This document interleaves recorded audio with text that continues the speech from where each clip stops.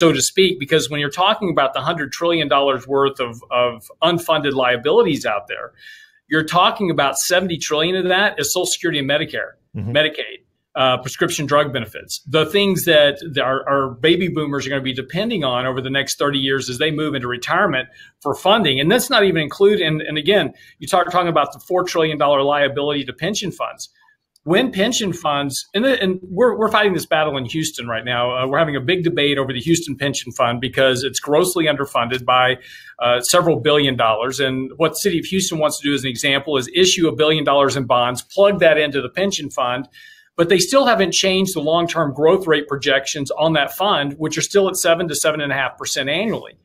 Well, what nobody's discussing here is we've had an 8-year, 9-year bull market at this point. So now you're going to take $1 billion, plug it into the pension fund just prior to the next market crash, whenever it occurs. I'm not saying it's going to happen tomorrow, but it could happen a year from now or 2 years from now. Regardless, you're going to cut that $1 billion back in half again. And now your long-term liabilities are only going to be that much bigger.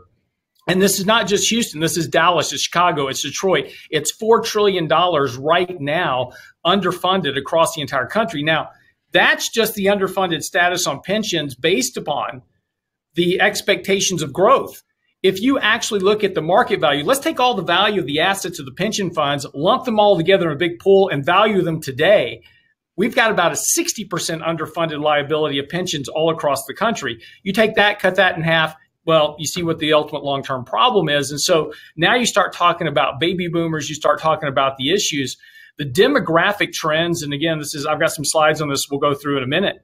But the three big headwinds that are coming up that central banks cannot bail out are the debt, the demographics, and the long-term deflationary pressures on the economy that are generated by both the debt and the demographics.